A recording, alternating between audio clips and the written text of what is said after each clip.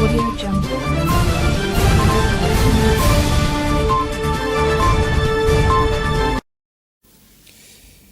Excellent week-end à toutes et à tous, chers téléspectateurs de ma bannière télévision. Merci de nous choisir pour vous informer. Bienvenue à toutes et à tous dans ce nouveau journal.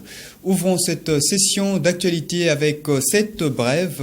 Dans la matinée de ce samedi 4 mars 2023, nous sommes à Matadi, chef-lieu de la province du Congo central. Un homme d'une trentaine révolue et non identifié a été retrouvé mort en pleine route au croisement de Dorcas dans la commune de Matadi. Là, nous sommes exactement au quartier Ville Haute, plus précisément à Kinkanda. Certainement, vous connaissez bien cette route. Donc, cet homme a été retrouvé mort, les corps sans vie gisés sur les sols.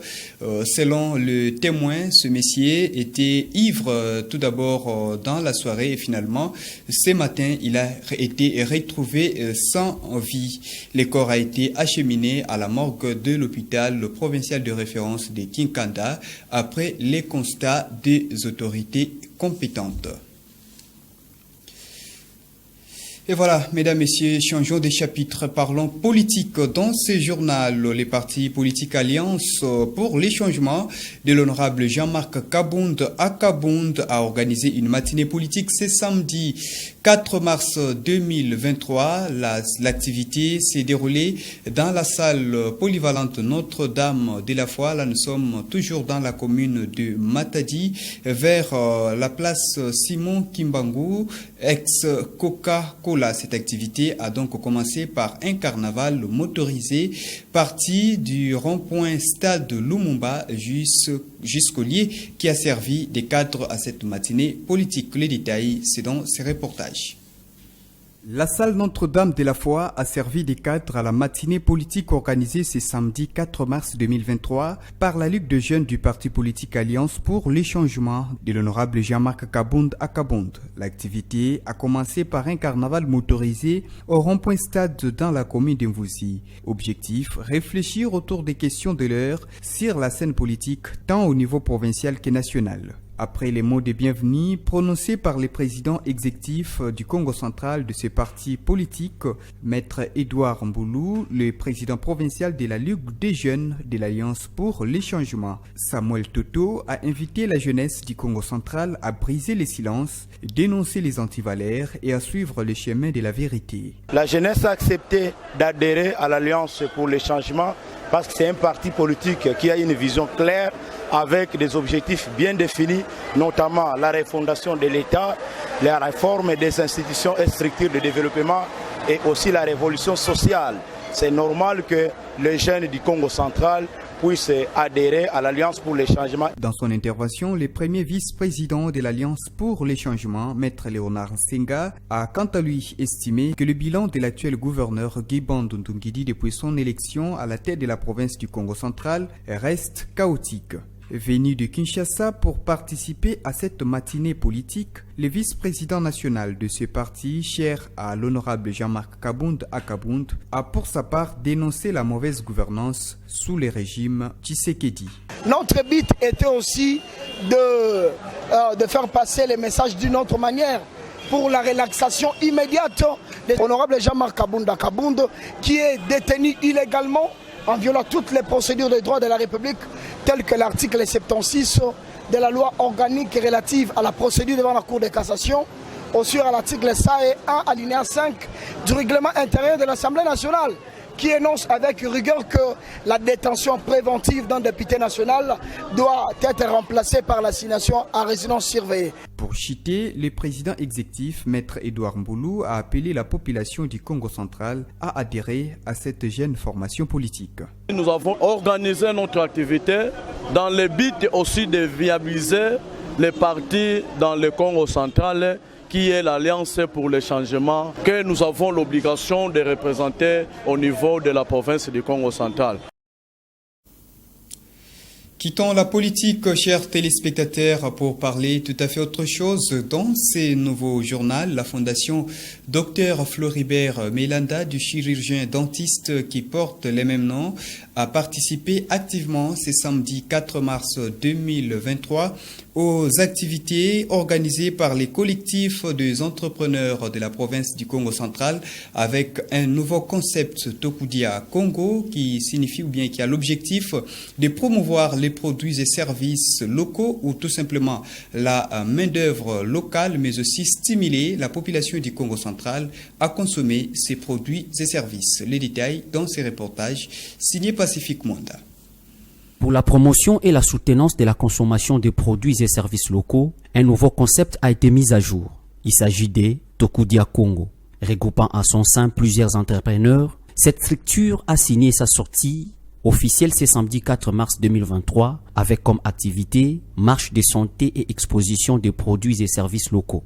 La marche de santé a débuté au rond-point Kikanda dans la commune de Matadi jusqu'à la gare de la SCTP ex-Onatra en ville basse. La fondation Dr Floribert Melanda a pris part à ces activités, du rond-point Kinkanda en passant par la place Musée Laurent Désiré Kabila ex-24 novembre, les ronds-points Londé 24 et 15, jusqu'au lieu de l'exposition. Les membres de cette fondation étaient visibles. Saisissant la balle au bon, Dr Floribert Melanda, spécialiste à la chirurgie dentaire et président de la fondation qui porte son nom, a fourni des explications claires, les objectifs et la mission de sa fondation auprès des demandeurs venus près de son stand. Devant l'estrade, Dr Floribert a parlé des avantages des membres de la fondation et les services rendus à la population matadienne. Je suis parfois écœuré de voir les gens qui disent « je ne mange que d'un seul côté et l'autre côté de ma bouche je n'en utilise pas ». C'est un problème.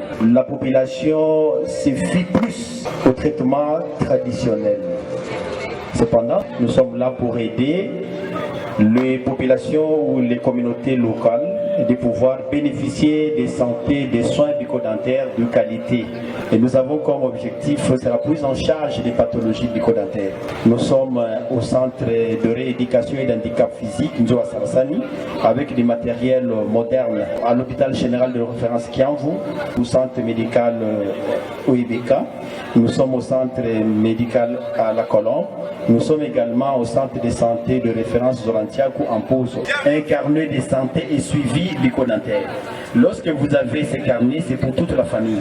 Toute la famille sera prise en charge à tous les rôles évidemment et à moindre coût. Et demander aussi à la communauté ou la population d'appartenir, de devenir membre de la Fondation Dr Melanda. Toutes les fois que vous serez membre de la Fondation, vous ne payerez plus de consultation partout où la Fondation a installé des cabinets bucco-dentaires. À la fin de cette activité, une photo des familles a été prise pour immortaliser ces jours. Voilà, mesdames, messieurs, changeons de chapitre, mais nous restons toujours à Matadi, chef-lieu de la province du Congo central.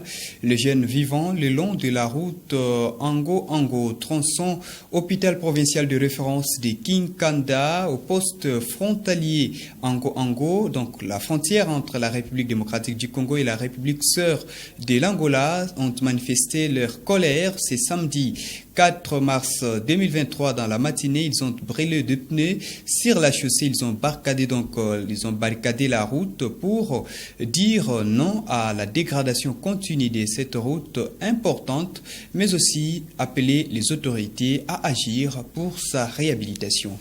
Les constats et les Gluno Lukanou. Ambiance inhabituelle dans la matinée de ce samedi 4 mars 2023 sur la route nationale numéro 13. Tronçon compris entre la morgue de l'hôpital provincial de référence de Kinkanda et les postes frontaliers de Ango-Ango entre la RDC et l'Angola. Visiblement, la circulation a été interrompue. Trafic paralysé par les jeunes habitants le long de cette route, plus que fatigués de la poussière en cas de sécheresse et de la boue en cas de pluie. La route a été barricadée. Des pneus étaient brûlés sur la chaussée. Pour la population de cette partie de la ville, il est inconcevable d'avoir cette route si importante en mauvais état dans la capitale provinciale du Congo central et en plein 21e siècle. Ça symbolise la colère de la jeunesse. La jeunesse s'est levée pour dire non. Non à la manipulation des autorités de la province. La route que vous voyez, c'est une route frontalière. Ça relie deux pays, la RDC et l'Angola. Dites-moi un peu, une route pareille peut avoir cet état. Il faut faire 1 heure du temps pour faire un trajet de 100 mètres pour arriver à la maison. On en a marre quand même. Il y a des accidents, il y a des conteneurs qui se renversent ici. Est-ce que devons-nous se taire, devons-nous rester muets face à cette situation. Les caniveaux sont non curés, la route est délabrée. Nous lançons un cri d'alarme au président de la République, qu'ils agissent un peu par rapport à cette situation. C'est vraiment déplorable. Nous qui habitons les quartiers, cette route est d'intérêt national. C'est une route de fierté nationale. Les Namibiens passent par ici, les Angolais passent par ici et ils payent leur péage.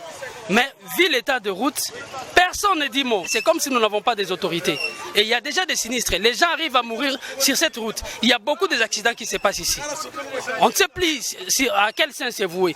En toute urgence, le maire de Matadi, Dominique Nkodiambete, est descendu sur place pour calmer les esprits. Rappelons qu'il y a quelques semaines, le commissaire général des ITPR et les DG de la société Xinjiang ont visité cette route. Le début des travaux s'est fait encore attendre.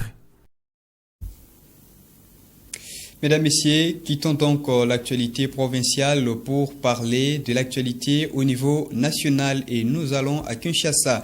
La capitale de la République démocratique du Congo constitue bien la dernière étape de la tournée africaine du président français Emmanuel Macron. Objectif, renouer les relations franco-africaines face à l'influence de la Russie, de la Chine et d'autres partenaires africains. À Kinshasa, parmi les questions clés ou les enjeux majeurs de la visite du président français, nous pouvons donc noter l'économie, mais aussi la sécurité. Le détail dans ces récits. C'est à 23h, heure de Kinshasa, que l'appareil transportant le président français Emmanuel Macron a atterri à l'aéroport international de Njili le vendredi 3 mars 2023. L'hôte de la RDC a été accueilli au pied de son Airbus par le Premier ministre Jean-Michel Samaloukonde. Ce samedi 4 mars avant midi, Emmanuel Macron a été reçu au Palais de la Nation par son homologue congolais Félix-Antoine Tshisekedi Tshilombo, au cours d'une cérémonie officielle avant de se retirer en huis clos pour un tête-à-tête.